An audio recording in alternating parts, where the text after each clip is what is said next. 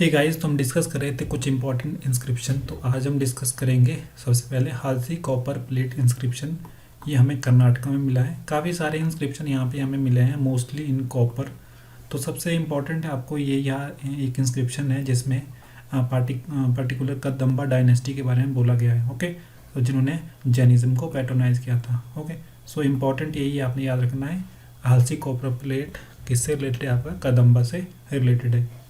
Kadamba ruled between 345 to 525 CE and reached peak during the region of Kakutsa Burman around 5th century. So यही आपने एक point याद रखना है।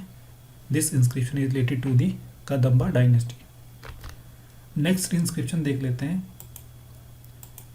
जो इंस्क्रिप्शन है ये है देव बर्नार्क इंस्क्रिप्शन। ये बिहार में मिला है inscription. And this inscription provide information about the later Gupta. Okay, so later Gupta से related है inscription which name the king जीविता गुप्ता।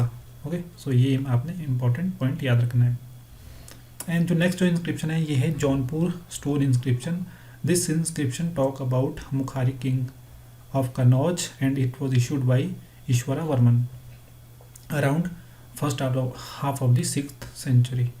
ओके, सो ये दो आपने इम्पॉर्टेंट है याद रखने हैं। ओके, सो थोड़ा थोड़ा इसमें जो इन्फॉर्मेशन है ये आपने याद रखनी है। जो नेक्स्ट जो इंस्क्रिप्शन है ये है देवपारा परस्थी। इट टॉक अबाउट सेना किंग ऑफ बंगाल। सो ये इम्पॉर्टेंट पॉइंट है। सेना किंग ऑफ बंगाल से रिलेटेड है ये inscription. It was composed by Umapati Dhara. ये पॉइंट भी आपने याद रखना है। Okay, and this inscription particularly praised the Lakshman Sena grandfather विजय सेना। एंड एक और पॉइंट आपने याद रखना है इसमें। The inscription describe that Sena king was Vijay Sen was the real founder of Sena empire. Okay, so Vijay Sen was the real founder of Sena empire. ये पॉइंट भी आपने याद रखना है। Okay, so this was all about today's discussion. I hope you like it. Thank you very much.